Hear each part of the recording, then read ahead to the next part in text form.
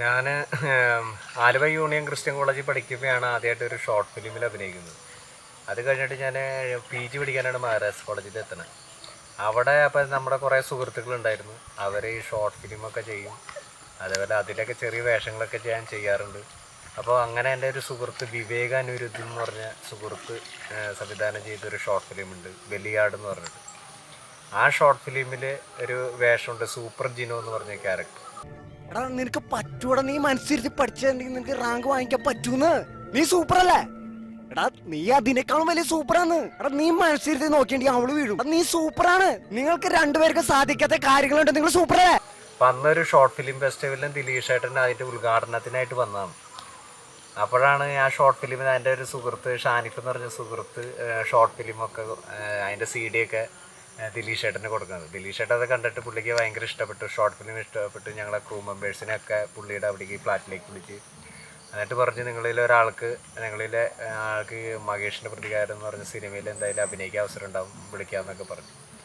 അങ്ങനെ ഇരിക്കുമ്പോഴാണ് സൂപ്പർ ജിനോ എന്ന് പറഞ്ഞ ക്യാരക്ടർ പുള്ളിക്ക് ഭയങ്കര ഇഷ്ടപ്പെട്ടു.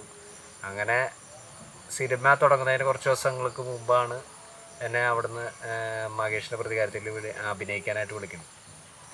അപ്പോൾ അങ്ങനെയാണ് ഞാൻ ആ സിനിമയിലേക്ക് വരുന്നത്. എൻ്റെ മഹാരാഷ്ട്രയിലെ ഗ്യാങ്സ് ഓഫ് മഹാരാജാസ് എന്ന് പറഞ്ഞൊരു ടീമുണ്ട്, ഇൻസ്പയർ, YSP, അങ്ങനെ മോഷൻ പിക്ചേഴ്സ്. അങ്ങനെ ഞങ്ങൾ മഹാരാഷ്ട്ര കോളേജിൽ പഠിക്കുന്ന ഷോർട്ട് ഫിലിം സിനിമയായിട്ട് ആഗ്രഹിച്ചെടുക്കുന്ന ഒരുപാട് പേരുടെ ഷോർട്ട് ഫിലിമിലൂടെയാണ് സത്യത്തിൽ ഞാൻ ശരിക്കും പറഞ്ഞാൽ അഭിനയിക്കാനായിട്ട് ഒരു അവസരം കിട്ടിയത്.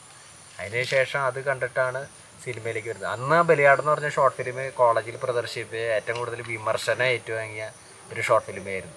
പിള്ളേർക്കൊന്നും മനസ്സിലായില്ല. ഞങ്ങൾ അത് ഉദ്ദേശിച്ചത് സിനിമയുടെ ഓരോരോ ഒരു പ്രൊസീജിയർ ഉണ്ടല്ലോ, ഒരു ഘട്ടങ്ങളെ വിമർശിച്ചിട്ട് വിമർശനാത്മക രൂപത്തിൽ കളിയാക്കിയിട്ടുള്ളൊരു ഷോർട്ട് ഫിലിമായിരുന്നു. അത് അന്ന് പിള്ളേർക്ക് ഇഷ്ടപ്പെട്ടില്ലെങ്കിലും അത് ഏറ്റവും കൂടുതൽ ചർച്ച ചെയ്യപ്പെടുന്ന ഒരു ഷോർട്ട് ഫിലിമാണ്. ആ ഷോർട്ട് ഫിലിമിൽ അഭിനയിച്ച ഈ പങ്കമാലി ഡയറീസിൻ്റെ നായകനായിട്ട് അഭിനയിക്കുന്ന അവൻ്റെ സുഹൃത്ത് ആൻ്റണിയാണ് അതിൽ മെയിൻ റോൾ ചെയ്തത്.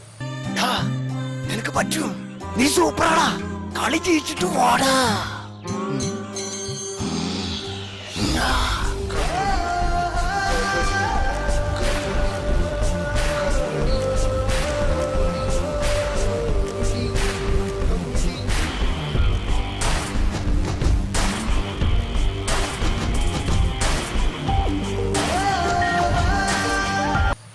അങ്ങനെ അതിൻ്റെ ക്യാമറമാൻ ഇപ്പോൾ ബിബിനാറ്റിലിയുടെ സിനിമയുടെ ക്യാമറയാണ്. അങ്ങനെ ആ സിനിമയിൽ ഓരോരോ മേഖലയിൽ പ്രവർത്തിച്ചവർ ഇപ്പോൾ മലയാള സിനിമയുടെ പല മേഖലയിലേക്ക് എത്തിക്കൊണ്ടിരിക്കുകയാണ്.